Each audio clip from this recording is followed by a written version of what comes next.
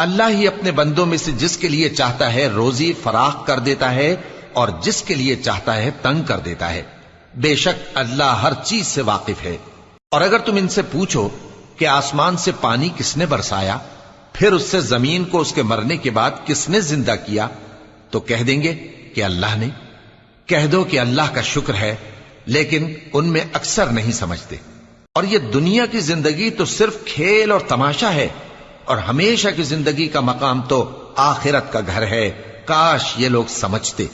پھر جب یہ کشتی میں سوار ہوتے ہیں تو اللہ کو پکارتے، خالص کرتے ہوئے اسی کے لیے اطاعت کو، لیکن جب وہ ان کو نجات دے کر خشکی پر پہنچا دیتا ہے تو جھٹ شرک کرنے لگ جاتے ہیں، تاکہ جو ہم نے ان کو بخشا ہے اس کی ناشکری کریں اور فائدہ اٹھائیں۔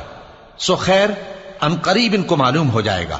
کیا انہوں نے نہیں دیکھا کہ ہم نے حرم کو مقام امن بنایا ہے؟